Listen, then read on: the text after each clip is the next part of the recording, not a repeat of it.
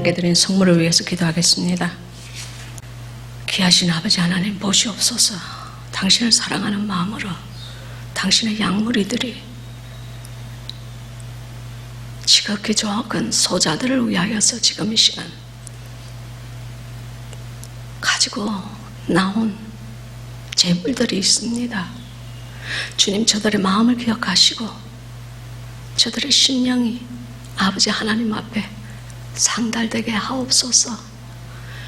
물질의 액수를 보지 마시옵시고 저들이 공공한 중에 가지고 온 자 있으면 하나님께서 축복하시고 저들이 부유한 중에 가지고 온 자 있으면 더욱더 축복하소서.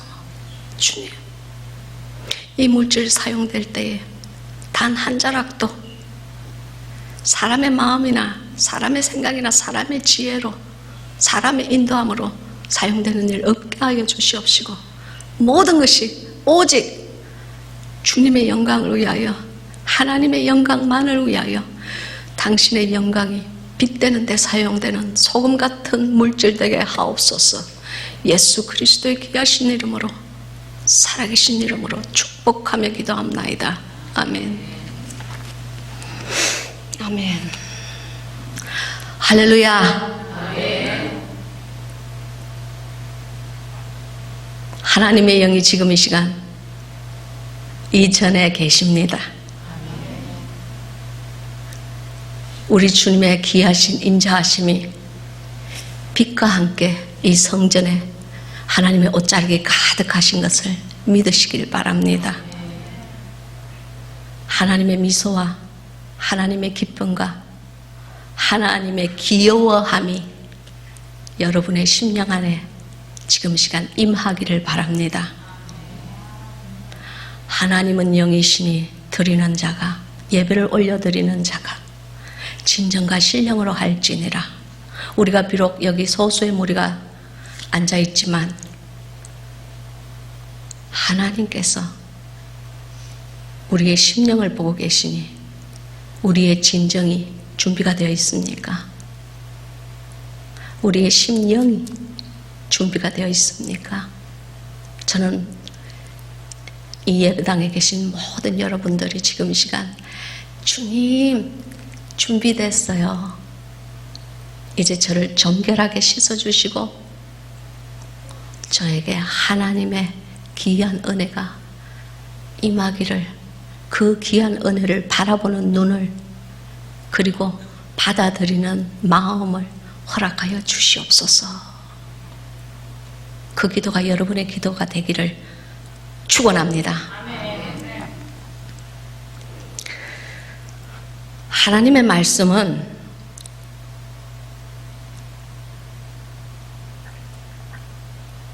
감추어져 있습니다.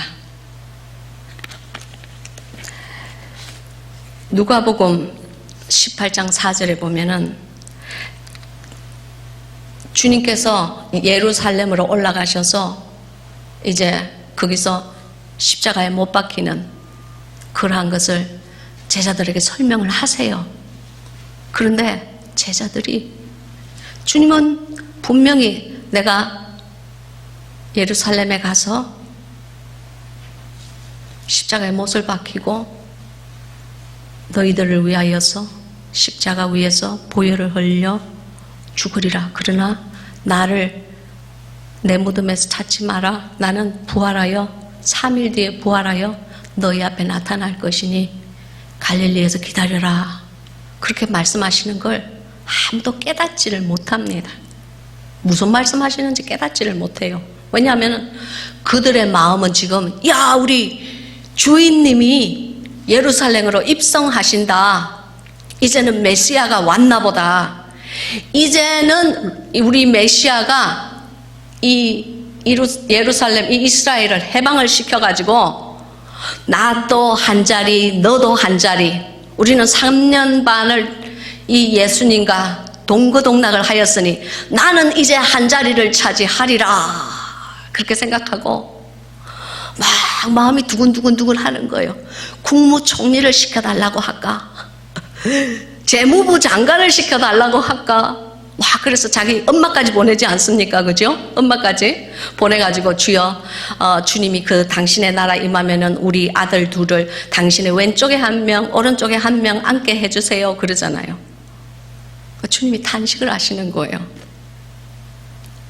왜? 예수님께서 하신 모든 말씀이 사람들에게 감추어져 있는 겁니다. 심지어 제자들에게까지도 감추어져 있는 거예요. 그래서 누가복음 18장 4절에 보면은 제자들이 이것을 하나도 깨닫지 못하였으니 그래요. 하나도, 단 한마디도 깨닫지 못하였으니라고 하였어요. 왜냐하면 그 말씀이 감추었으므로 저희가 그 이르신 바를 알지 못하였더라 그랬어요. 얼마나 슬픈 사실입니까? 왜 그런지 아십니까? 예수님의 나라는 이 땅의 나라가 아닙니다. 예수님의 왕국은 사람이 다스리는 왕국이 아닙니다. 신정정치예요. 그 모든 것을 주님께서 아무리 설명을 하고 또 해도 그 말씀이 감추어져 있기 때문에 심지어 그 12 제자들마저도 주님의 이르신 바를 알지 못한다고 하였습니다.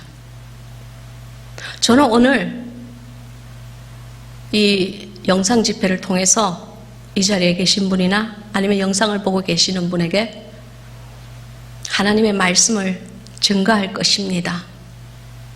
그러나 제가 하나 아는 것은 이 말씀이 감추어져 있으므로 깨닫지 못하는 자는 깨닫지 못할 것입니다. 그러면 우리가 어떻게 해야 합니까? 사도행전 16장 4절 보면은 이 루디아에 대한 얘기가 나옵니다.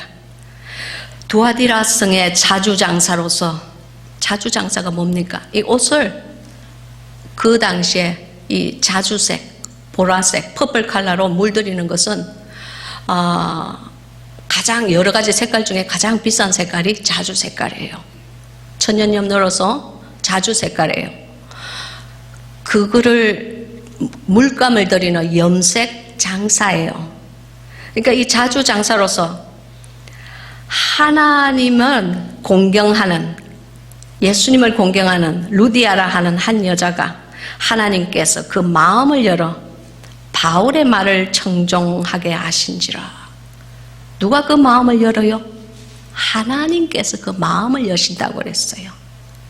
이 말씀은 내가 지금 이 시간 어떠한 말을 증거를 하더라도 당신의 마음이 주님 보시기에 합당하지 않으면 그 말씀은 감추어진 말씀이 될 것입니다.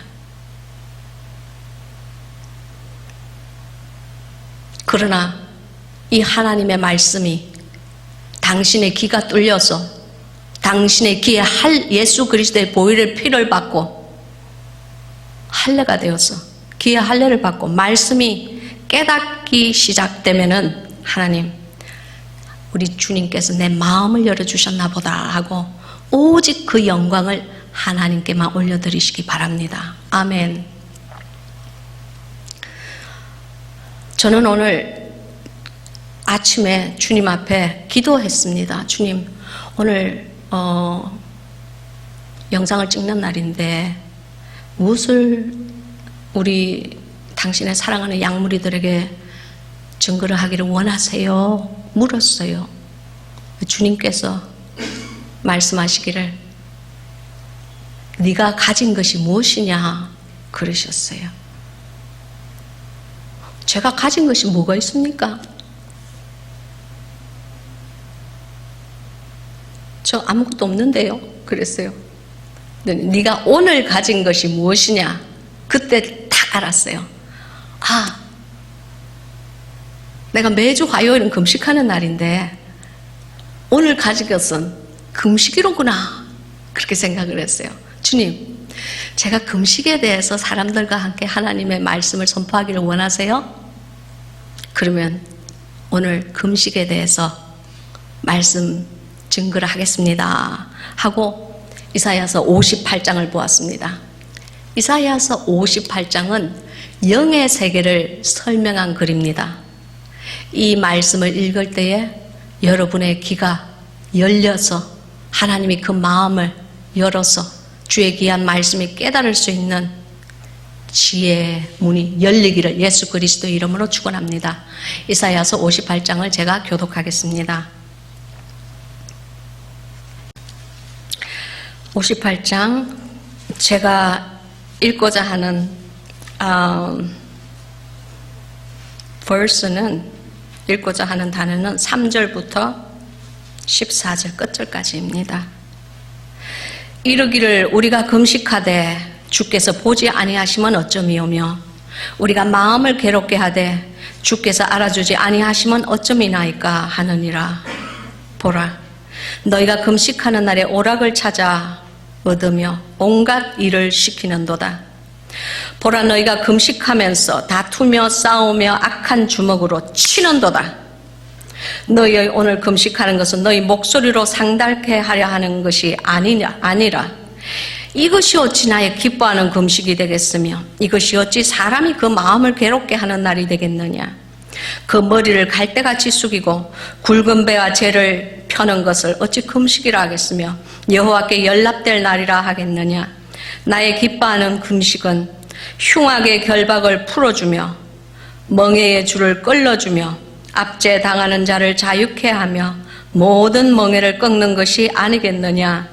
또 줄인 자에게 내 식물을 나눠주며 유리하는 빈민을 내 집에 들이며 벗은 자를 보면 입히며 또 내 골육을 피하여 스스로 숨지 아니하는 것이 아니겠느냐. 그리하면 내 빛이 아침같이 비칠 것이며 내 치료가 급속할 것이며 내 의가 내 앞에 행하고 여호와의 영광이 네 뒤에 호위하리니 네가 부를 때는 나 여호와가 응답하겠고 네가 부르짖을 때는 말하기를 내가 여기 있다 하리라. 만약 내가 너희 중에서 멍에와 손가락질과 허망한 말을 제하여 버리고 줄인 자에게 내 심정을 동하며 괴로워하는 자의 마음을 만족케 하면 내 빛이 흑암 중에 발하여 내 어두움이 낮과 같이 될 것이며 나 여호와가 너를 항상 인도하여 마른 곳에서도 내 영혼을 만족케 하여 내 뼈를 견고케 하리니 너는 물된 동상 같겠고 물이 끊어지지 아니하는 샘 같을 것이라. 아멘. 여기까지 하죠. 여기까지. 말씀을 위해서 기도하겠습니다.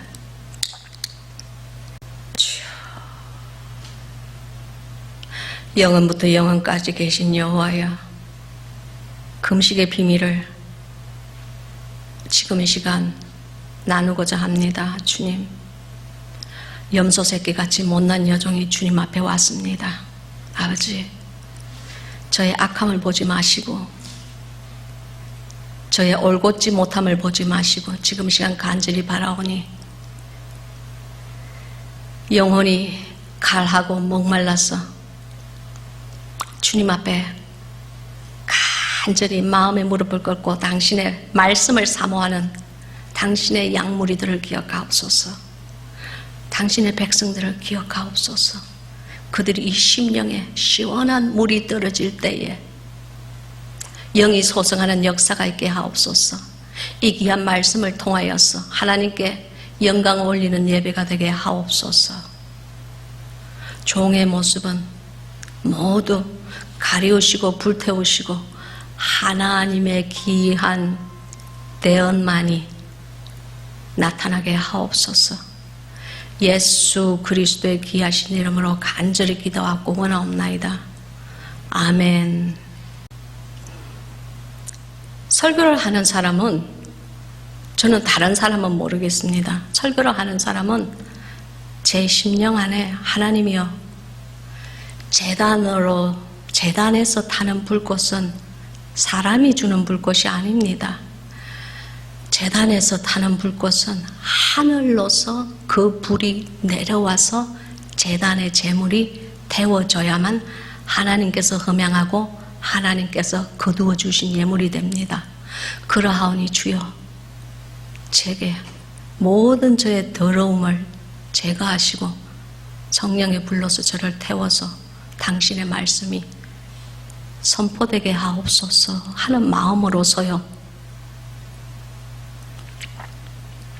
저는 다른 목사님들은 모르겠습니다.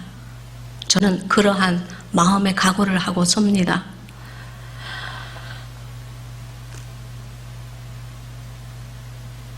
제가 이번에 지금 코로나로 바깥이 시끌벅적하지요. 그죠?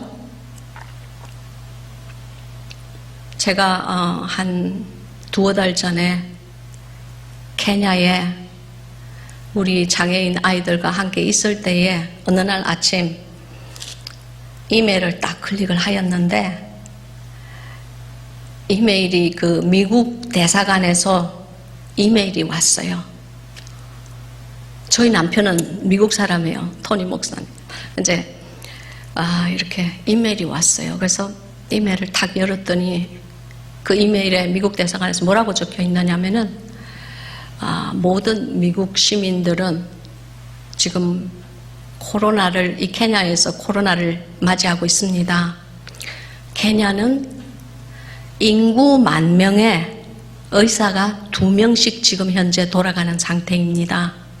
그러니 만약 당신이 여기에 있어서 케냐에 계속 존속하다가 코로나에 걸리면은 당신의 코로나에서 걸리면은 의사의 얼굴도 보지 못하고 코로나를 지날 확률이 아주 큽니다. 그러니 우리는 We strongly recommend you to ride in evacuation flight 이렇게 돼 있어요. 우리는 당신에게 강력히 evacuation flight이 탈출 비행기인가요? 3일 뒤에 탈출 비행기를 미국 대사관에서 오직 미국 시민만 탈 수 있는 탈출 비행기를 2대를 우리가 전세를 내었으니 그 비행기를 타고 미국으로 돌아가시기 바랍니다 하는 이메일이 왔어요.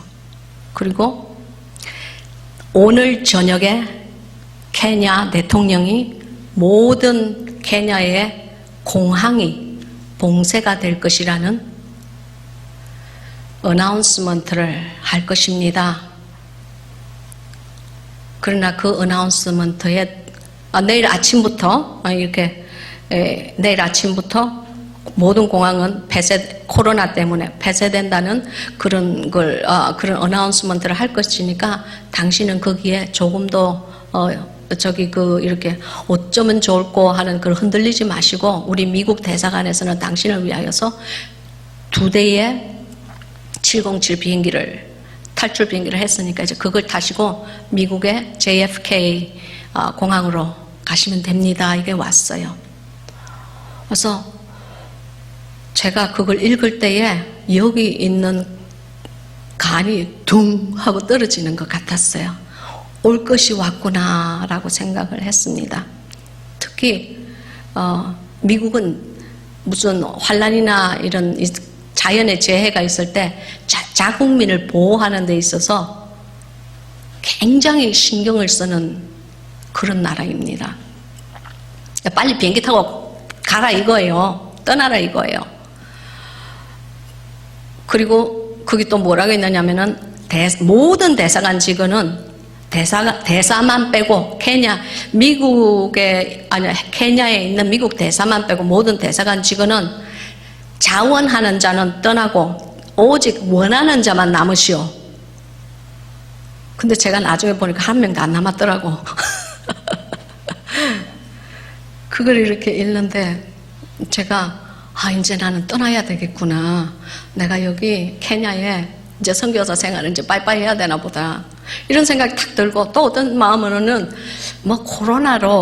코로나로 유행해서 이게 지금 코로나의 그 병 때문에 이런 일이 벌어지는 거니까 이게 끝나면은 나갔다가 다시 들어오지 뭐. 안정이 되면 들어오지. 그런 생각이 딱 들었어요.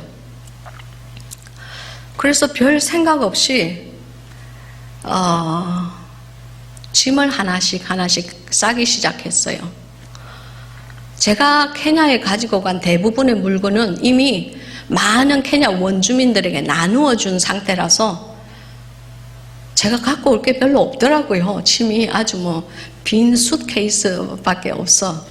뭐 옷도 나눠주고 살림도 나눠주고 뭐 별로 없어요. 그래서 내가 뭐 간단하게 나는 가겠구나 이렇게 생각하고, 그래도 뭐 그런 거 있지 않습니까? 뭐 속옷 같은 거, 남한테 속옷, 치약, 칫솔, 남한테 줄 수 없는 게 또 있지 않습니까? 저 그런 거를 이렇게 제가요 짐을 싸고 있는데 우리 주님의 음성이 내 가슴을 팡 하고 치는 거예요. 너무 놀랐어요. 마치 제가 그 수트케이스에 뭘 이걸 넣었다가 뺐다가 또 넣었다가 뺐다가 하고 있는 거기에 뒤에서 음성이 들리는데 나즈막 하나 아주 확실한 음성이 들렸어요. 저는 우리 주님의 음성을 압니다. 내 양은 내 음성을 아나니. 아멘. 주님께서 너도 가려느냐 그러시는 거예요. 너도 가려느냐, 너도 가려느냐, 딱 6글자밖에 안 돼. 그 말을 하는데요, 마치 마른 하늘에 천둥이 그냥 부부부부부붕 치는 것 같았어요. 그 말이 얼마나 파워풀하게 힘이 있는지, 그 나지막하게 속삭이는 듯한 그 말이 얼마나 엄청난 무게로 제에게 다가오는지 제가요 다리가 후들후들 떨렸어요. 여러분, 그 말씀이 어디에 나오는 말씀이신지 아십니까? 예수 그리스도께서 자기의 십자가에 못 박혀 죽으심을 사람들에게 얘기를 하고 자기를 따르는 무리들에게 얘기를 하면서 내가 내 피를 먹고 내 피를 마셔라, 내 살을 먹어라. 이것은 너희를 위하여서 주는 나의 살과 나의 피이니라. 이런 것을 쭉 설명을 하실 때요, 사람들이 놀란 거예요. 아니 나는 저 메시아를 따라가면 한 자리 할 줄 알았는데 그게 아니고 무슨 피를 마시라 살을 마시라 해서 나의 길은 고난의 길이다 하고 나는 죽으러 간다. 그러니까 너무 싫은 거예요. 주님께서 그 말씀을 하시고 난 다음에 많은 사람들이 주님의 곁을 떠났습니다. 그리고 12제자는 남아서 그 예수님의 눈치를 살살 보는 거예요. 이게 지금 무슨 일이지? 내가 이런 거 보려고 3년 반 동안 이 사람을 죽기 살기로 내 그물 버리고 부모 버리고 쫓아다닌 건 아닌데. 마음속에 많은 생각이 막 그냥 분쟁하면서 떠도는 거예요. 그때 예수님께서 뭐라고 하셨습니까? 너희도 가려느냐 그러셨어요. 너희도 가려느냐. 전 그 성경 구절을 읽으면서 우리 주님 얼마나 외로우셨을까. 3년 반 동안 동거동락 한솥밥에서 밥을 먹던 그 내 친구들이 다 떠나려고 마음의 분쟁을 막 일으키니까 물론 다 떠났죠. 그리고 이미 예수님은 다 떠난 그들의 마음과 육신을 보고 말씀하시는 것입니다. 너희도 가려느냐. 그때 베드로만 성령의 영으로 감동하여 말씀하지 않습니까? 주는 그리스도시요 살아계신 하나님의 참 아들이시니 내가 어디로 가리까? 생명의 말씀이 당신께 있사오니 내가 어디로 가오리까? 주님 앞에 고백하지 않아요. 글쎄 그 배은망덕한 그 12제자에게 하신 너희도 가려느냐 하시는 그 예수님의 탄식 소리가 글쎄 막 이렇게 탈출 비행기 타려고 하고 10,000명의 의사 2명이면 내같이 이렇게 연약한 삐쩍 마른 이런 사람은 힘이 없어서라도 절대로 의사 못 볼 거야. 아니 하나 있는 목숨 나 살아야지 하면서 막 짐을 싸고 있는데 주님께서 그러시는 거예요. 너도 가려느냐. 그 천둥과 번개 소리 같아요. 우당탕탕탕 한순간에 딱 끝났어요. 다리가 후들후들 떨렸어요. 주님, 그때 나는 즉시 알았어요. 주님께서 내가 그때 떠나지 않는 것을 원한다는 것을 알았어요. 여러분, 말세도 마찬가지예요. 사람들이 막 이렇게 밀리고 저렇게 밀리고 막 정부에서 이런 어나운스먼트가 나오고 저런 어나운스먼트가 나오고 그럴 때 떠밀려서 그 표 받는 거예요. 떠밀려서 짐승의 표 받는 거예요. 내가 짐승의 표를 받으리라 하고 계산하고 계획해서 받는 것이 아니고 떠밀려서 받는 거예요. 제가 당신은 죽습니다 하는 그런 미국 대사관으로부터 그런 경고를 받고 나니까 내 마음이 막 거기에 떠밀려 가지고 우리 아이들 나만 믿고 나를 마마라고 불러요. 마마라는 말은 엄마라는 얘기예요. 저를 엄마라고 부르는 그 100명의 장애 아이들을, 케냐 장애 아이들을 제가 버려두고요, 제 살 궁리를 하고 있더라고요. 저만 살면 된다고. 그 아이들, 제가 당장 가면은 성교헌금이 떨어질 텐데, 제가 당장 가고 나면은 성교헌금이 떨어지면 그 아이들의 식량은 누가 삽니까? 그 아이들은 식량이 없으면 어떻게 돼요? 식량이 없으면 다 굶어 죽는 거예요. 근데 저는요, 나를 엄마라고 부르는 그 아이들을 안중에도 없고 배반하여서 나만 살면 된다고 뭘 갖고 하면서 열심히 막 그 수트케이스를, 여행 가방을 싸고 있는 거예요. 그 모습을, 그 처참하고 어리석고 부족한 그 모습을 주님이 보시다 안 되니까 너도 가려느냐 그러신 거예요. 너무너무 무서웠어요. 그리고 내 자신이 그렇게 초라하게 보일 수가 없었어요. 나는 내 부모 버리고 자식 버리고 편한 생활 버리고 내 직책 다 버리고 내가 케냐에 오직 주님의 사랑에 매여 주님만 선택하여서 내가 케냐에 온 줄 알았는데, 내가 병에 걸려서 죽는다고 생각을 하고 그런 상황이 나에게 다가온다고 생각하니까 나는 내 목숨 하나 고고 생각하고 있더라고요. 십자가에 우리를 위하여서 돌아가 주신, 나 때문에 피와 물과 그 몸의 액체라는 액체는 다 쏟아내시고 돌아가신 그 주님은 이미 내가 까맣게 잊어버리고 있었더라고요. 얼마나 부끄러운지 모릅니다.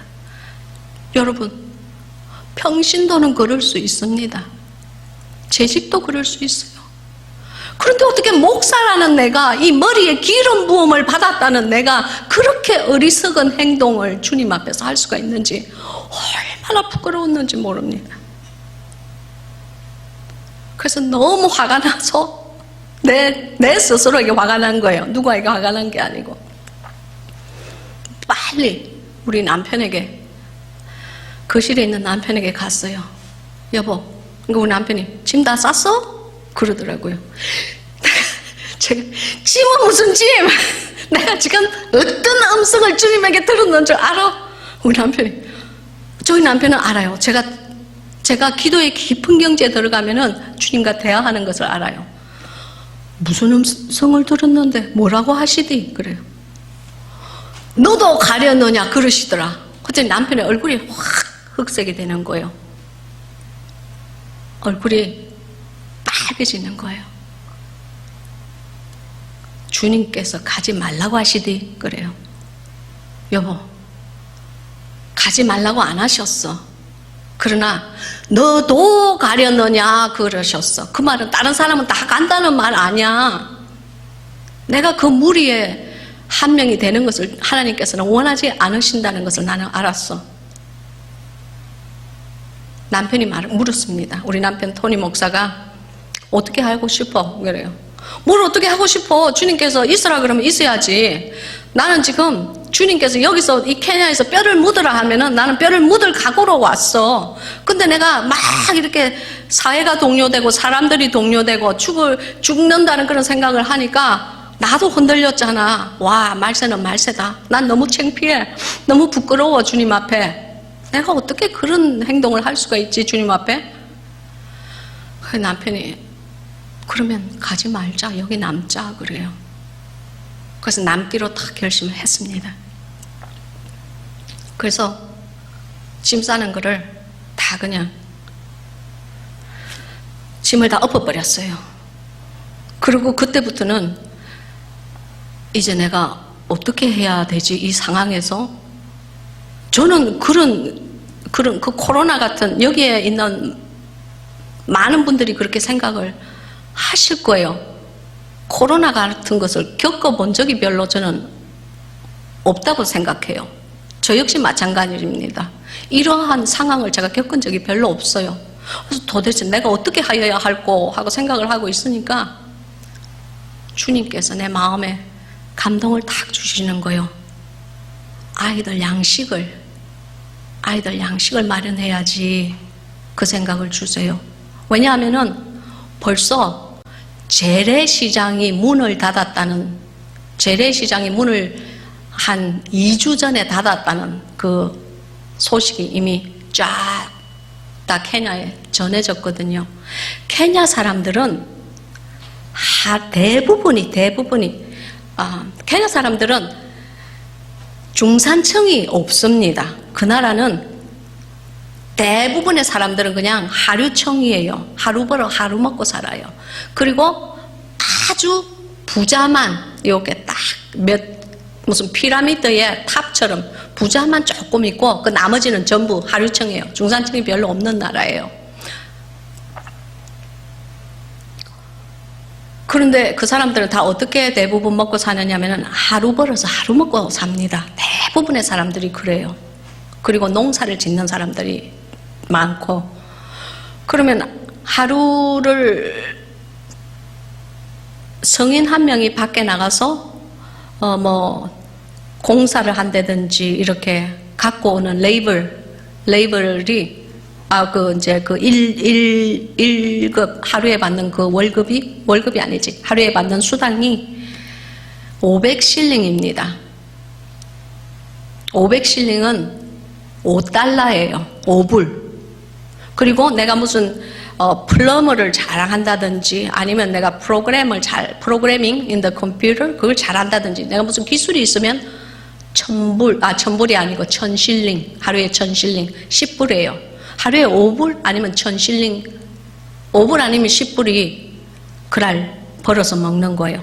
그럼 이제 그거를 대부분 내 사람들은 일이 끝나면은 그 돈을 가지고 재래시장을 가요. 시장이 있어요.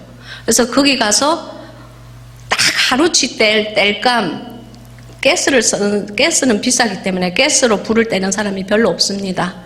그래서 하루치고 뗄감이 이렇게 숯으로 돼 있어요. 숯이 이렇게 이제 갈대 같은 것에 이렇게 묶어져 가지고 딱 하루 한 끼 딱 떼면 되는 그런 숯 몇 개의 뗄감이에요. 그거랑 그 콘파우더 옥수수 가루예요.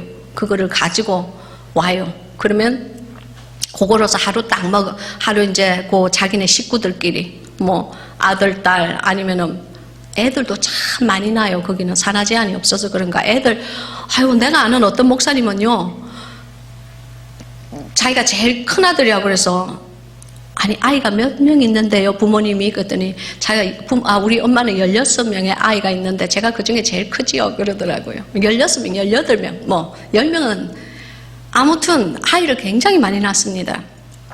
그러니까 이제 그 아이들한테 다 주고 이제 그런 음식값만 탁 하고 나면 더 이상 남는 거나 저금하는 게 없을 정도로 굉장히 대부분의 사람들이 그렇게 삽니다.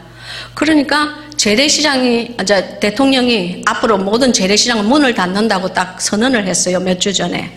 그래서 재래시장이 문을 닫으니까 그 하루 벌어서 하루를 먹고 사는 사람들이 가서 음식을 살 데가 없는 거예요. 커다란 마켓은 오픈이 돼 있어요. 근데 큰 마켓은 주로 누가 가느냐면은 이 상류층 사람이나 아니면 저처럼 생긴 외국인들이 주로 많이 가는 곳이 마켓이에요. 그러니까 일반 사람들은 대부분 다 재래시장에서 의식주를 해결하지 마켓에 감히 갈 엄두를 못 냅니다. 그런데 마켓은 괜찮은데 이 재래시장을 딱 문을 닫는 거예요. 물론 재래시장은 가면 뽀글뽀글뽀글뽀글합니다. 사람들이 굉장히 많아요. 정말 코로나가 유행하고 있는 그 판국에 그 재래시장에서 사람들이 막 이렇게, 여러분 알죠? 우리 그 한국의 남대문 시장, 사람에 치여서 걷기도 힘든 그런 곳이에요. 그래서 그 시장이 문을 닫으니까 이제 어떻게 되냐면은 식량을 살 데가 없는 거예요. 그러니까 식량을 어디서 이 사람들이 사느냐면은 아는 사람들 통해 가지고 아니면 웃돈을 조금 더 주고 이렇게 사는 거예요. 먹고 살아야 되지 않습니까? 그러니까 결국은 이제 점점 날짜가 가면 갈수록 식량은 자꾸 블랙마켓으로 들어가는 거예요. 그러니까 식량값이 점점 오르는 거예요. 그렇다고 해서 우리처럼 막 코스코 가가지고 뭘 막 이렇게 막 이렇게 싸갖고 나와가지고 막 쳐대서 넣고, 쟁겨놓고 먹고 그런 게 그게 돈이 있어야지 그렇게 하지. 그러니까 이제 식량값이 점점 오르는 겁니다. 그 사람들의 식량은 다 옥수수, 콘 파우더예요. 메이즈라고 그래요. 케냐 사람들은. 그래서 이제 돈이 있는 사람들은 옥수수로 죽고, 돈이 조금 없는 사람들은 옥수수로 죽을 만들어 먹고, 돈이 조금 그래도 있는 사람들은 옥수수로 우갈리라는 빵을 만들어 먹고 그래요. 근데 이제 주님이 아이들 식량을 좀 예비를 해라는 그런 마음의 감동을 탁 주셨어요. 근데 그거는 이제 지금 그때는 블랙마켓, 그러니까 웃돈을 주는 마켓이 아니면은 식량을 살 수가 없었어요. 모든 시장이 문을 닫았기 때문에.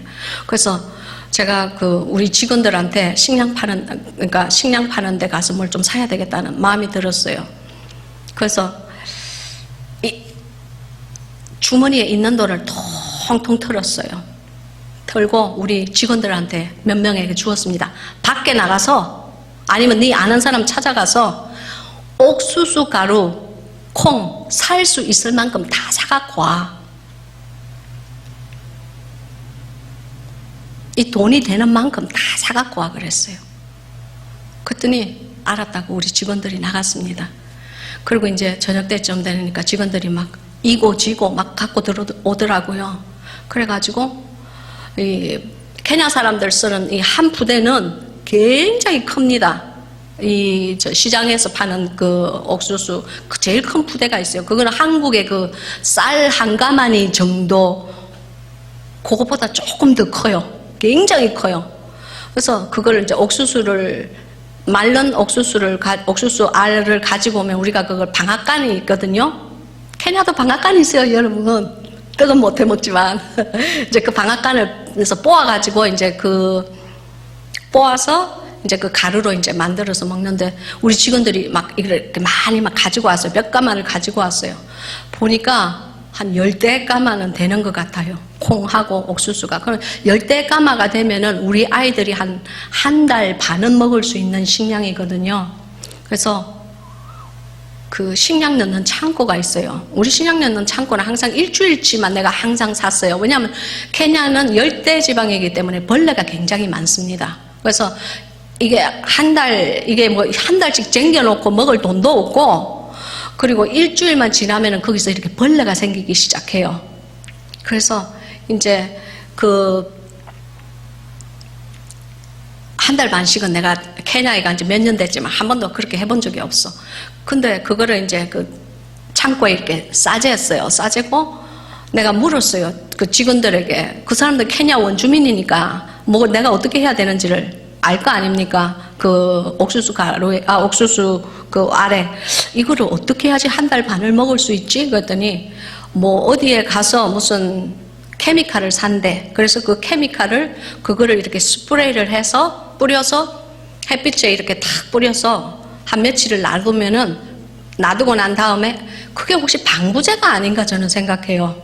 근데 케냐 말로 뭐라고 그러니까 저는 그게 방부제인지는 모르겠어요. 그거를 햇빛에 잘 말려가지고 다시 이 가마니에 넣어가지고 넣으면은 이게 몇 달도 간다는 거예요. 그래서 내가, 야, 그거 먹고 우리 아들 배탈 나든지, 그러면은 그거 케미칼이라고 그러는데 화학약품은 안 돼. 그랬더니, 아이고, 자기네들은 항상 그렇게 농사를 짓고 난 다음에, 이제 이게 다음 추수 때까지 그렇게 해서 자기네들은 먹는데, 근데 자기 아무도 안 죽었대. 걱정하지 말래. 그래서 그런가. 그래, 이제 그럼 그것도 사와. 그랬어요. 그래서 그 약을 이제 스프레이 칙칙하는 약인데 사왔어요. 그래서 우리 그 안에 모든 보자기고 이불이고 이제 다 그냥 햇빛에 이제 쫙 해가지고 스프레이를 해서 다 늘었어요. 그렇게 한 2, 3일 이제 그 드라이를 시켜가지고 이제 다시 가마니에 넣고 그 다음에 창고 안에 탁 넣었어요. 그래서 이제 이 식량을 준비하고 또 이제 그 식량을 한 몇 달 동안 갈 수 있도록 이렇게 방부시키는 그런 일을 하고 하는데 한 3주 정도가 간 것 같아요. 그래서 내가 저 정도면 한 달 반 정도는 우리 아들이 한 달 반, 아껴 먹으면 2달까지도 우리 100명의 아이들이 먹을 수 있을 거야. 그래서 창고 안에 그냥 쫙 이제 많이 이제 이렇게 식량을 비축을 했어요. 근데 이제 더 이상 식량이 비축이 안 될 정도로 꽉 찼을 때, 그러니까 그때는 이미 그 비행기가 벌써 떠나고 난, 탈출 비행기가 떠나고 난 때였는데, 그 문에 창고를 탁 이렇게 이제 창고에 열쇠를 이따만한 걸 사가지고 누가 훔쳐가면 안 되니까, 왜냐면 바깥에서는 식량이 없어서 난리가 난 겁니다. 그러니까 한 사흘만 굶어보세요. 모든 사람은 폭도로 변합니다. 바깥에는 폭동이 나서 난리가 났어요. 그 짧은 기간 동안에. 여러분, 아니 사람이 어찌 저리 야만인처럼 저렇게 폭도가 될 수 있지라고 생각했는데요. 한 사흘만 굶으면 사람은 다 폭도가 되는 겁니다. 그 음식을 배가 고픈 사람들이 나와가지고요. 재래시장 문 열으라고 데모를 하는 거예요. 그 케냐인들이.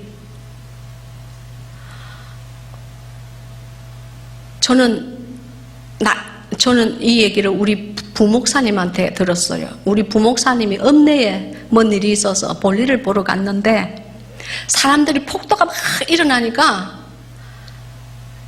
군인과 경찰들이 최루탄을 팍 집어 던지는 거예요. 사람들에게. 애가 있든 뭐가 있든. 그리고 이 사람들은 이렇게 조그만 권총을 갖고 다니는 게 아니고 이 경찰이나 군인들은요. 이따만한 장총이죠. 따발총. 따두두두두 나오는 그거를 갖고 다녀요. 그걸로서 바바바바바바바 하고 쏘는 거예요. 그래갖고 우리 부목사님이 그럽디다. 자기 눈 앞에서 13살짜리 아이가 베란다에서 맞아가지고 폭 떨어지는 걸 봤대요. 놀래 나자빠졌습니다, 저는. 그러나 신문에는 나지 않았습니다. 텔레비에도 나지 않았습니다.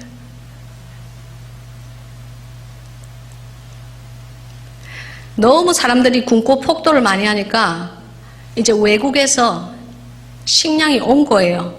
근데 그 식량을 막 몇 톤으로 실은 큰 트럭이 와서 읍내에서 나누어 주는데 사람들이 줄을 안 서는 겁니다. 근데 그러잖아요. 한 사흘 굶으면 사람들이 다 짐승이 된다고. 막 그건 제가 봤어요. 트럭에 있잖아요. 트럭에서 그 사람들이 나누어 주질 못해요. 왜냐하면 트럭 문도 못 열어. 왜냐하면 그 앞에까지 사람들이 막 뽀글뽀글뽀글뽀글 애고 어른이고 막 서가지고. 그러니까 거기서 창문을 열어가지고요.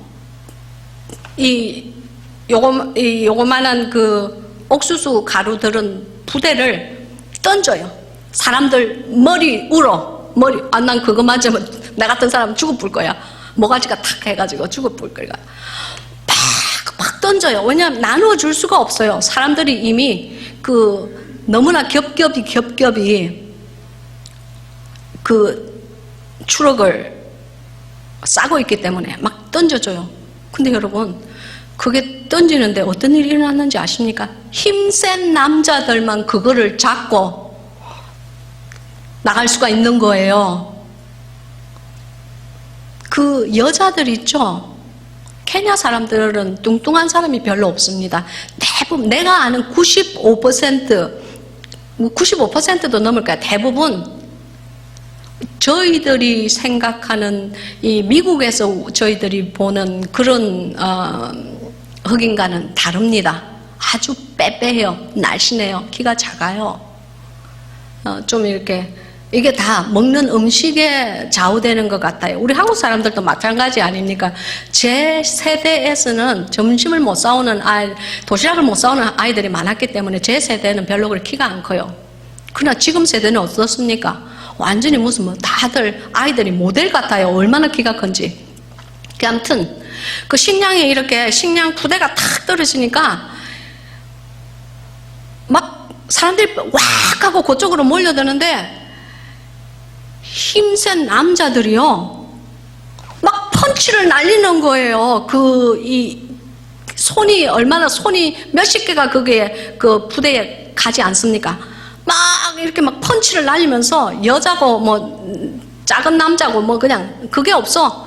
그러고는 양쪽에 들고 도망가는 거예요. 와, 나는 구경만 하고 그 가까이 갈 생각도 못했어 나는. 근데 그날 내가 집에 돌아왔을 때 우리 직원 하나가 그러더라고요. 오늘 식량을 나눠주는 일이 있었는데 여자 2명이 거기서 밟혀 죽었다 그러더라고요. 여자 2명이 밟혀서 사람들의 발에 밟혀서 죽을 때까지 밟힌 거예요. 얼마나 고통스러웠겠어요. 그러나 신문에는 나지 않았습니다. 텔레비에도 나지 않았어요. 제가 왜 이 말을 하죠? 그런데 식량을 다 비축을 하고 야 이제는 더 이상 들어갈 곳이 없다. 이 정도면 우리 아이들 굶어 죽지 않고 몇 달은 괜찮겠다. 1달 반, 2달 괜찮겠다고 문을 딱 이렇게 잠그고 집에 들어왔어요.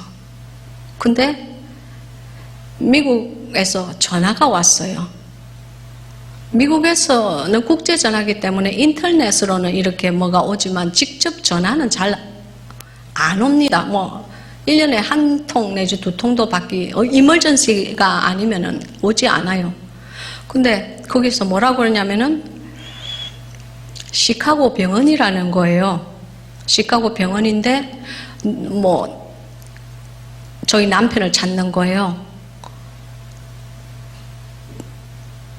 근데 저희 시어머님께서 돌아가셨어요. 코로나 때문에 돌아가신 것은 아닙니다. 폐렴이 걸려서 돌아가셨다고 그러더라고요. 근데 뭐 폐렴이 걸려서 병원에 갔는데 3일 정도 있다가 그냥 돌아가신 거예요. 근데 그 코로나 검사에서는 음성으로 나왔다고 그러더라고요. 근데 저희 남편은 외아들입니다. 그래서 우리 토니 목사가 아니면 장례를 치를 사람이 없어요. 우리 시어머님이 94 years old, 94살이기 때문에 우리 시어머님의 뭐 동생, 오빠, 언니는 다 돌아가신 상태예요. 그래서 이제 그 병원에서 빨리 와서 이제 코로나 때문에 시카고에 시체가 넘쳐난다는 거예요. 병원에 시체가 넘쳐나니까 빨리 와서 시체 찾아가라고 그러는 거예요. 우리 남편이 전화를 끊고 막 통곡을 하고 우는 거예요. 나도 그 옆에서 울다가 정신을 차려야지. 이거 어떡하면 좋지? 여러분, 우리는 환난을 당할 때 갑자기 무슨 일이 닥칠 때 어떻게 해야 됩니까? 기도해야죠. 그게 생각이 안 나는 거예요. 정말 너무나 큰 일이 자기의 신상에 딱 닥쳤을 때는 내가 기도를 해야지 하는 생각이 하나도 안 나요. 그래서 내가 어찌할꼬 할 때 내가 마음속에 이럴 때는 기도밖에 없어. 기도. 그래서 기도를 막 했습니다. 보통 기도도 안 나와요. 그냥 방언 기도만 나오더라고요. 방언 기도는 그만큼 중요한 거예요. 내가 무엇을 어떻게 기도를 해야 할지, 무엇을 기도해야 할지 모를 때 방언 기도는 제 영에 필요한 바를, 제 영이 구하는 바를, 나에게 필요한 것을, 가장 필요한 것을 내 영이 하나님께 아뢰는 비밀의 통로입니다. 방언으로 한참 기도를 했더니 주님이 이제 저는 갈 수가 없어요, 주님. 왜냐하면은 비행기가 없걸랑요. 이제는 그 마지막 그 비행기 2대 그거 떠는 거, 야 정말 그 비행기 떠는 것도 내 그날 누구의 그 어떤 사람의 그 누가 그 라이드를 부탁을 했어요. 공항까지 바래다 달라고 갔는데 먼저 오는 사람이, 먼저 돈을 주는 사람이 그 탈출 비행기를 타는 거예요. 그 탈출 비행기 앞에 수많은 사람들이 서가지고 그 줄로 쫙 서가지고 막 그 비행기를 타려고 막 그럴 때 저는 알았어요. 야, 죽음 앞에서는 사람이 짐승이 되는구나. 줄을 안 쓰려고 그래, 줄을. 이 미국 이 신사 나라에서 줄도 안 쓰려고 그래. 야, 정말. 내가 그 드랍업 해줘야 되는 사람을 공항의 그 커브에서 이렇게 내려주고 오는데 그 긴 줄에서 완전히 줄이 그 긴 줄에서 사람들이 그 탈출하니까 이 자기의 그 뭐 기중품들을 전부 들고 이렇게 서 있는데요. 아이고, 뭐 못 사는 케냐인이나 잘 사는 미국인이나 죽음 앞에서는 다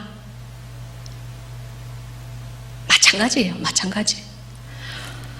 하여튼 주님, 저는 기도했어요. 주님, 방언으로 막 기도했습니다. 주님, 어떻게 하면 좋습니까? 제가 무슨, 내가 자가용 경비행기가 있는 것도 아니고, 내가, 그렇다고 내가 뭐 저 대서양을 가로질러서 미국에 내가 무슨 보트가 있어서 타고 가는 것도 아니고, 주님, 우리는 이제 못 가요. 이미 비행기는 몇 주 전에 이미 떨어졌어요. 그렇게 생각을 하면서 막 기도를 하고 있는데 주님의 음성이 딱 들렸습니다. 제게 뭐라고 하시냐면 너는 가리라 그러시는 거예요. 내가 이거 잘못 들은 거 아니야? 나는 갈 수가 없다는 것을 이미 알고 주님 앞에 한탄하는 마음으로 기도를 하는데 주님께서 너는 가리라 그러세요. 그래서 또 그 음성을 듣고 또 빨리 막 기도방에서 우리 남편에게 갔습니다. 여보, 내가 주님 음성을 들었어. 우리 남편은 엉엉 울고 있다가 뭘 들었는데 그러더라고요. 그래서 주님께서 너는 가리라고 그러시다고 You shall live 그랬다고 내가 그랬어요. 그랬더니 우리 남편이 야, 대통령이 공항을 봉쇄해라 그래서 모든 공항이 다 지금 폐쇄된 상태인데 비행기가 있어도 공항이 폐쇄됐는데 우리가 어떻게 가냐? 네가 무슨 대통령도 아니고 그래 맞다. 내 잘못 들은 것 같아. 자야지. 그러면서 이제 잤어요. 근데 아침에 딱 일어났는데요. 이메일을 딱 열었는데 미국 대사관에서 다시 이메일이 온 거예요. 뭐라고 했느냐면은 일본 대사관에서 내일 아침에 탈출 비행기가 2개가 뜬다는 겁니다. 왜냐하면 일본이 코로나에 다른 나라보다 조금 늦게 대응을 한 것 같아요. 저는 잘 모르지만은 그렇게 이메일에 써져 있더라고요. 그래서 대사관 직원들이 다른 나라는 다 떠났는데 일본 대사관 직원들은 좀 이렇게 시간이 이렇게 걸렸대. 그러면서 일본에서 자기네 그 대사관 직원들을 데리러, 일본 사람들을 데리러 지금 비행기가 내일 아침에 올 거니까 만약에 이 이메일을 네가 케냐에서 받고 네가 아직 떠나지 않은 상태라면 빨리 그거 타고 떠나라. 이렇게 왔더라고요. 그래서 내가 놀래가지고 이것이 주님의 응답인가 보다 하고 생각을 했어요. 그래서 남편한테 빨리 여보 우리 나이로비 빨리 나가자. 도시로 나가서 거기 일본 대사관에 가보자. 거기 내일 아침에 비행기가 뜬대. 거기서 비행기 한 대가 뜬대. 어쩌니 남편이랑 저랑 막 빨리 샤워하고 옷 입고 이제 그 도시로 나갔어요. 그래서 대사관에 사람들이 벌써 많이 있더라고요. 그래서 우리 차례가 이제 됐을 때 얘기를 했어요. 사실은 저희 남편이 우리 엄마가 돌아가셔서 병원에서 시체를 찾아와서 장례식을 해야 되는데 내가 꼭 가야 된다고, 아들이 나 하나밖에 없다고 그렇게 얘기를 했어요. 그랬더니 그 대사관 직원이 만약에 우리가 비행기에 빈자리가 있으면 태워주겠대. 이 비행기는 일본인을 위한 비행기지 미국 사람을 위한 비행기는 아니래. 빈자리가 있으면 태워줄 테니까 그 웨이팅 리스트, 대기자 명단에 이름 쓰고 가래요. 그래서 근데 제 마음이 주님께서 너는 가리라 그러셨기 때문에 꼭 간다는 그런 믿음이 있는 거예요. 그래서 그걸 썼어요. 이름을 쓰고 집에 왔어요. 하루 종일 기다렸는데 아무 전화도 안 와요. 그래서 밤 11시, 12시가 다 돼가는데도 기다리는데 아무 전화도 안 와요. 내일 아침 뜨는 비행기인데 아무 전화가 오질 않아요. 근데 그래서 이제 잤어요. 자고 있는데 전화가 따르릉 왔어요. 그래서 시계를 딱 보니까 12시 58분이야. 2분 전 새벽 1시예요. 근데 헬로? 그랬더니 여기는 일본 대사관인데 자리가 딱 2개가 비었다는 거예요. 자리가 딱 2개 비었고 대기자 명단에 8명이래. 근데 너네 앞에 먼저 대기자 명단에 이름을 넣은 다른 나라 사람들이 있는데 당신이 오늘 엄마 장례식 치러러 꼭 가야 된다고 했기 때문에 그 당신 뒤에 8명은 빼고 당신을 먼저 이 자리에 넣겠다 그러더라고요. 할렐루야. 주님께 진짜 우리 영광 올리는 박수 한번 드리십시다. 영상을 보는 여러분들도 하나님의 영광이 드러날 때는 박수를 치셔야 합니다. 아멘. 그래서 새벽 1시부터 이제 뭐를 막 주섬 넣었어요. 왜냐하면은 2주 동안 2주 동안 자가격리를 해야 되는데 뭐 자가격리하면서 내가 뭐 속옷을 사러 갈 수도 없는 거고 뭐 생필품을 사러 갈 수도 없는 거 아니에요. 그죠? 그러니까 내가 2주 동안 뭘 이렇게 안 나가도 살 수 있을 정도의 뭘 이렇게 주시 막 주워 넣었어요. 그리고 먼동이 트기 전에 차를 우리가 이제 그 아는 목사님께 아는 케냐 원주민 목사님께 전화를 했어요.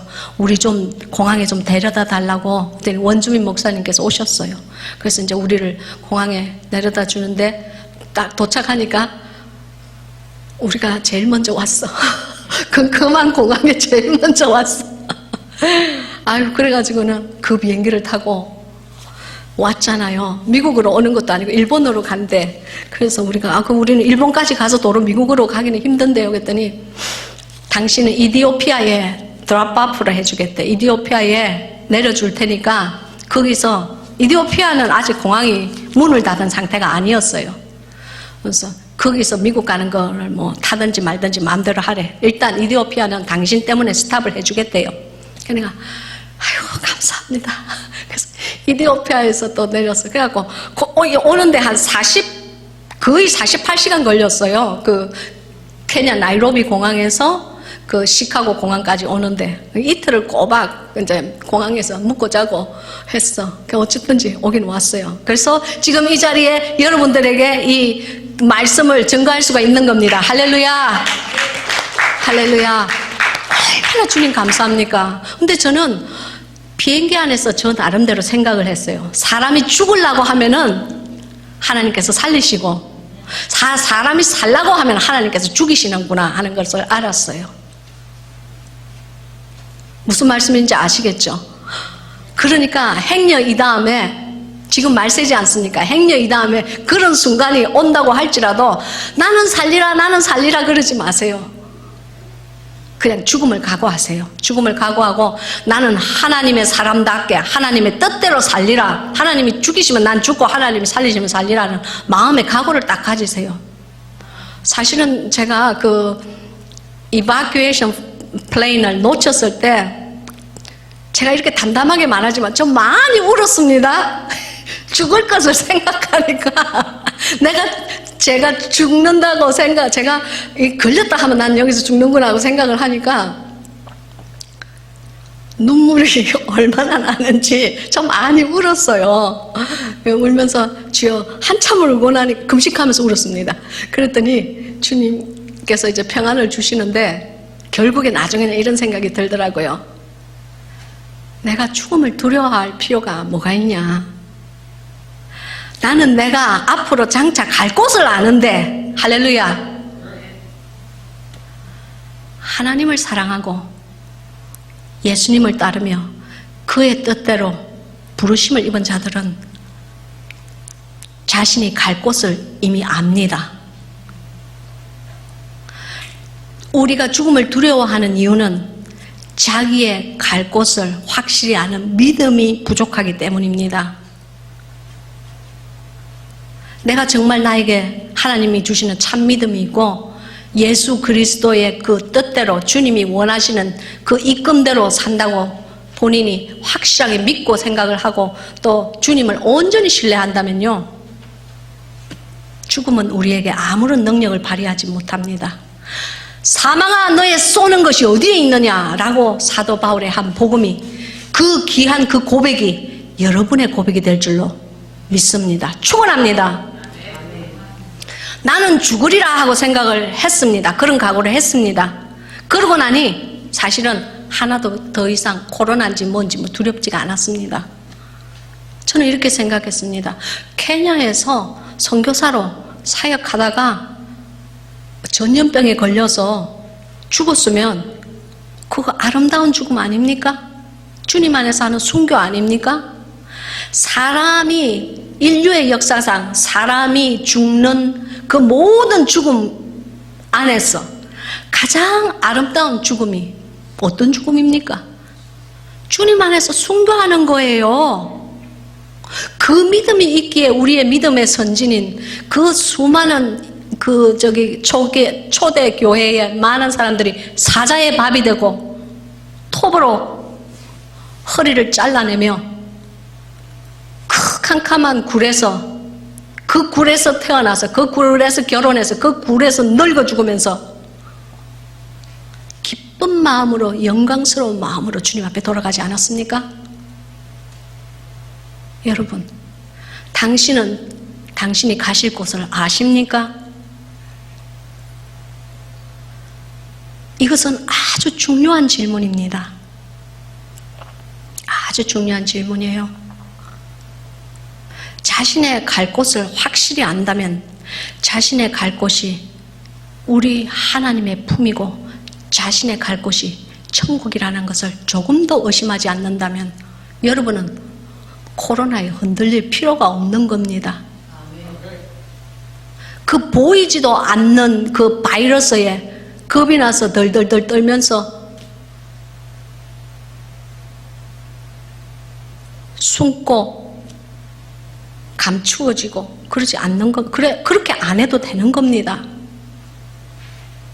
여러분, 제가 금식하고 이제 못 떠나지 못한다는 것을 알고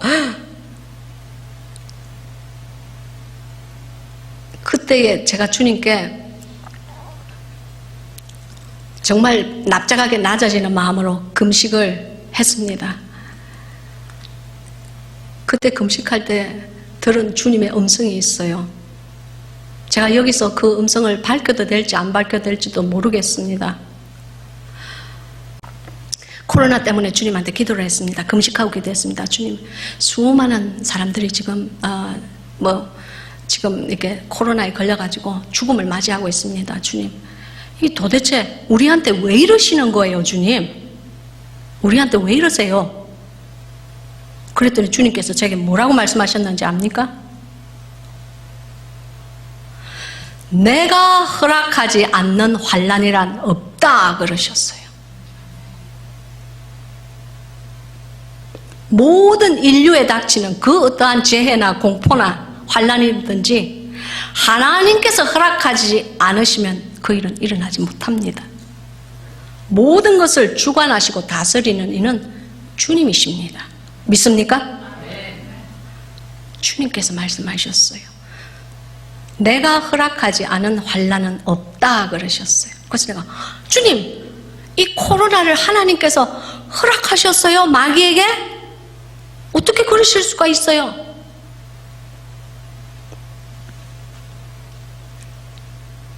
주님께서 그러셨어요. 너는 사람의 심정으로 코로나를 보지 말고 내 심정이 되어서 코로나를 보면 안 되겠니? 그러셨어요. 여러분, 환난이 닥치든 축복이 닥치든 모든 것을 하나님의 심정이 되어서 우리가 생각하고 가치를 매기고 선택해야 되는 겁니다.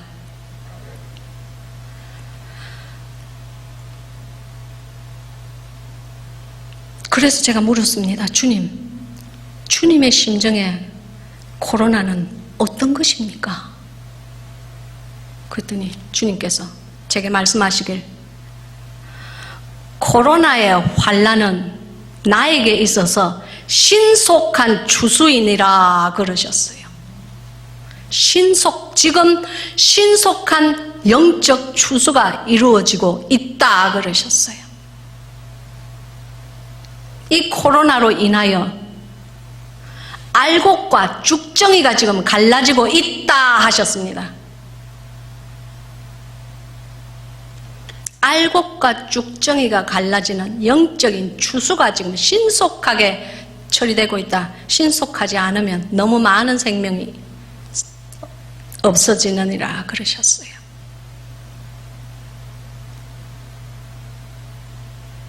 그러시면서 하시는 말씀이,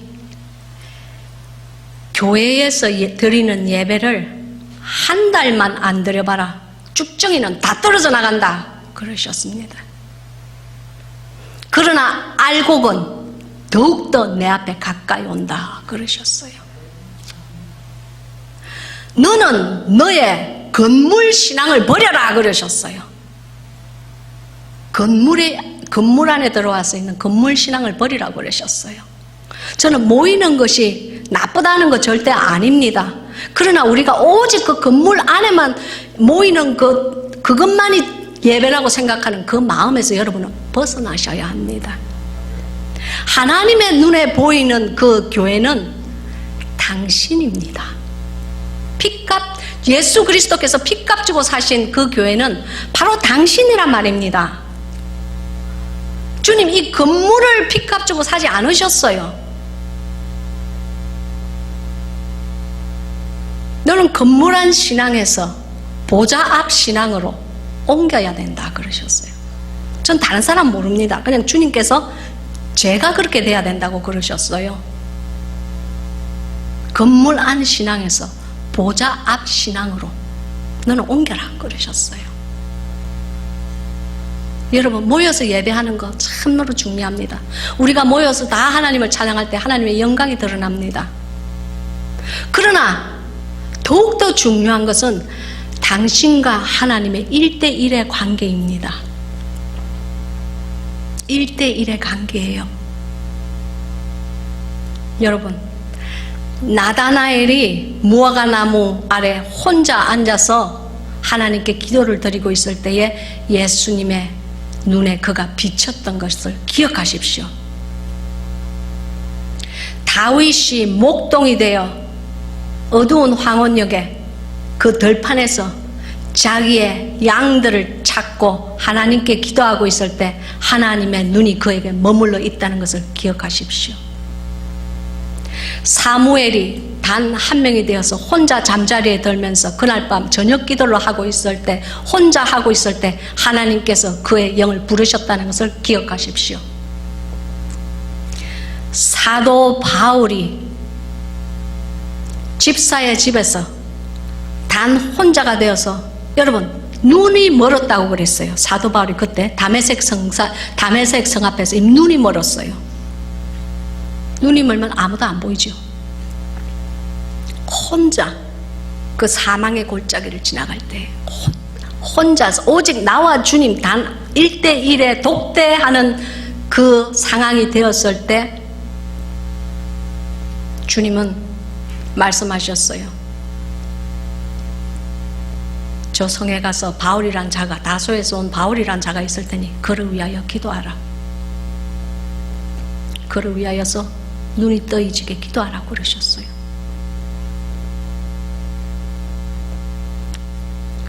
사도 요한이 밤모섬에서 단 혼자가 되어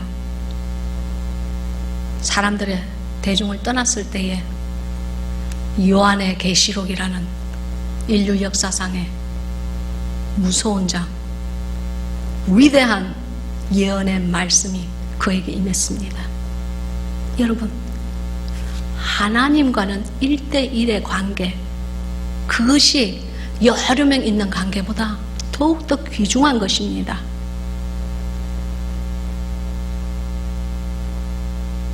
당신은 주님과 1대1의 관계 속에 있습니까? 당신은 주님과 매일 독대하십니까? 주님과 독대하는 그러한 하루가 없다면 당신은 오늘 당신의 인생의 실패자인 것입니다. 그것을 아십시오.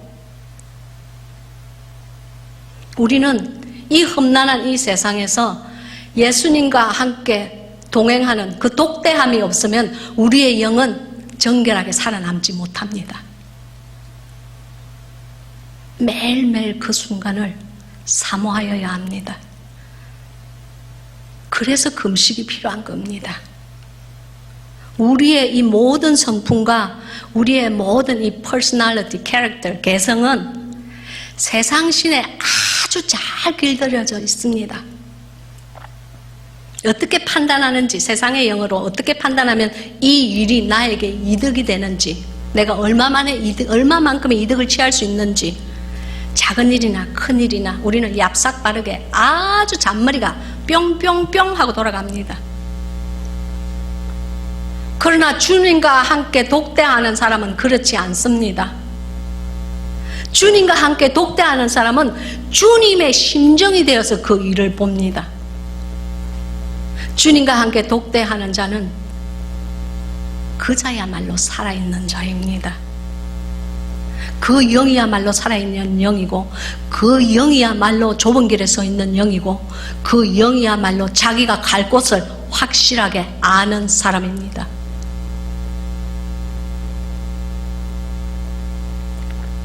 그럼 어떻게 그런 영이 우리가 될 수 있습니까? 금식입니다.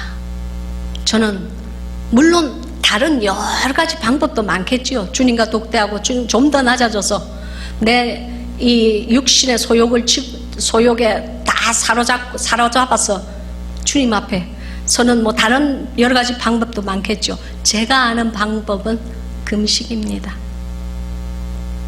날짜를 길게 하는 금식은 저는 잘 못합니다. 그러나 단 하루, 단 며칠이라도, 단 3일이라도 주님께 온전한 금식을 드리십시오. 어떻게 온전한 금식을 드립니까? 모든 답은 이사야 58장에 제가 이미 여러분과 구체적인 그 디테일을 쭉 이야기를 쭉 교독을 하였습니다. 이 영상이 끝나고 난 다음에 이사야서 58장을 한번 쭉 읽어보십시오. 어떠한 금식이 하나님께서 기뻐하는 금식이고 어떠한 금식이 하나님께서 받으시지 않는 금식인 줄 아십시오. 그래서 지혜로운 자가 되시기를 바랍니다. 여러분,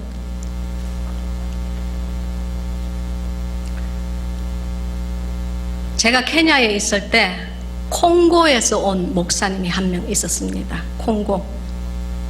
그 콩고에서 온 목사님은 저랑 얘기를 할 때 뭐라고 하셨느냐면은 자기가 목사가 되기 전에는 사타니즘, 그 마귀를 이렇게 섬기는 사람들이 있잖아요. 그죠?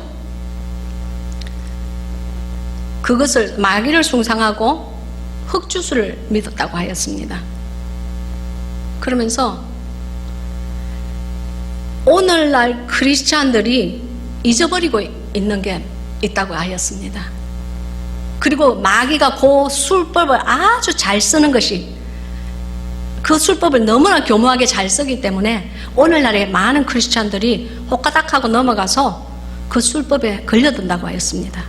그래서 내가 그것이 무엇입니까 하고 그 콩고 목사님께 물었습니다. 왜냐하면 이분은 마귀와 소통을 옛날에 했던 사람이에요. 그러나 주님께 이제 예수님을 영접하고 다시 신학교로 가서 목사가 된 그런 주의 종이죠. 물었을 때 그분이 하시는 말이 제 가슴을 팍 쳤습니다. 아주 엄청났습니다. 뭐라고 하셨냐면은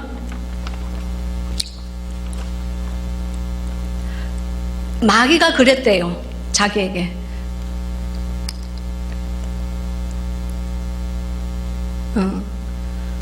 금식과 기도의 중요한 가치를 떨어뜨려라 그러대요. 그렇게 말씀했대요. 그렇게 말했대요. 루시퍼가. 금식과 기도의 그 중요한 가치를 자꾸 떨어뜨리라고, 사람들, 크리스찬들 앞에서 떨어뜨리라고 그러더래요. 그러면서 그들을 금식하는 것까지는 봐주래. 크리스찬들이 금식하는 것까지는 봐주래. 그렇지만 그 금식의 가치를 절대로 그들에게 알리면 안 된다 그러대요. 무슨 말씀인지 아시겠어요? 많은 크리스찬들이 금식을 합니다. 그러나 그 금식의 파워, 금식의 힘, 그 금식의 가치를 잘 모릅니다. 금식은 흉악의 결박을 푸는 엄청난 힘이 있습니다. 여러분, 제가 금식을 하면요, 아니야, 뭐 그냥 두세요. 이거는 뭐 내가 본 거니까 주님 앞에, 주님, 하나님이 지금 보고 계시는데, 하나님, 제가 정직하게 말씀을 해드리겠습니다. 여러분, 금식을 하면 기도의 깊은 경제에 이렇게 들어가면 눈을 감으면 하늘의 문이 열립니다. 하늘의 문이 열립니다. 그 문이 무슨 뭐 다른 대문이나 게이트 같이 생겨서 쭉 하고 이렇게 열린 게 아니고, 저는 다른 사람 모르겠습니다. 저는 제가 본 것만 증거를 할 뿐입니다. 여러분, 옛날에 그 창호지죠, 창호지.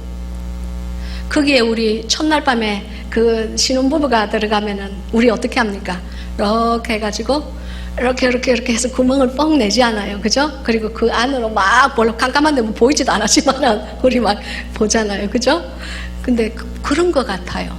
기도의 깊은, 금식하면서 기도의 깊은 경지로 들어가면은 저의 왼쪽 위에 꼭 무슨 창호지에 구멍을 뚫었듯이, 왜냐하면 제가 말하는 것은 창호지에 구멍을 뚫으면 매끈한 동그란 게 아니에요.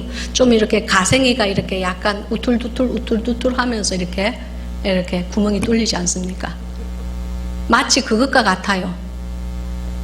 하늘에 구멍이 이렇게 뚫리는데 이렇게 약간 오툴도툴 하면서 이게 열려요. 뭔가가 열려요. 그에 대한 상세한 그 어떻게 들어가고 어떻게 기도의 깊은 경지로 들어가고 어떨 때 그런 것이 열리는지, 그것은 제가 여기서 다 설명을 할 수는 없고, 덮은 우물에 제가 금식의 그 가치를 적었습니다. 그러니까 덮은 우물 책을 여러분이 보시면은, 읽으시면 그 안에 그 금식의 가치에 대해서 쭉 나옵니다.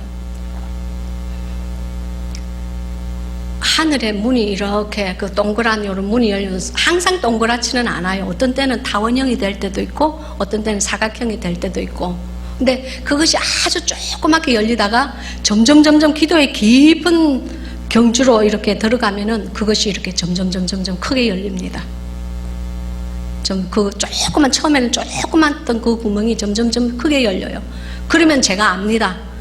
하나님께서 보좌에서 내 기도를, 이 부족한 아무 이 고깃덩어리 같은 이 여종의 기도를 지금 귀 기울이고 계시는구나 하는 것을 제가 알아요. 어떻게 아냐고요? 모르겠어요. 제 영은 그냥 압니다. 그때가 바로 하나님과 주님과 제가 독대하는 시간입니다. 독대하는 시간이에요. 그때가 되면은 제 영이 살아서 마치 시들어지가는 그 시들어서 죽어가는 물고기에게 차가운 바닷물을 확 끼얹는 것 같아요. 막 제 영이 살아나는 것 같아요. 제 기도가 힘이 있어집니다. 제 영이 무엇을 기도를 해야 되는지를 정확하게 압니다.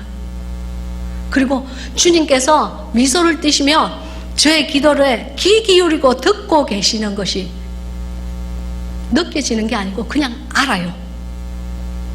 금식 기도의 가치는 하나님과 독대하는 것입니다. 여러분, 방언 기도는요, 방언을 받지 않아도 구원이 됩니다. 방언과 구원은 별개의 문제예요. 방언은 은사입니다. 그러나 제가 한 가지 깨달은 것은 방언은 영의 세계를 들어가는 게이트가 되기도 합니다.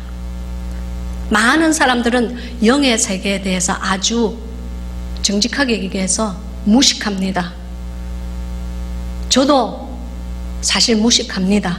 영의 세계에 대해서 아는 것이 별로 없습니다. 그러나 제가 첫사랑을 모두 떨구어 버린 상태에서 다시 회개하고 주님 앞에 돌아왔을 때는 바뀌었습니다. 뭔가가 바뀌었어요. 방언도 바뀌고 금식하는 그 금식의 습관도 바뀌고 금식의 참 가치를 깨닫기 시작하였고 그 이후로 제 삶이 변하면서 제 성품이나 생활 습관이 변하더라고요. 변하면서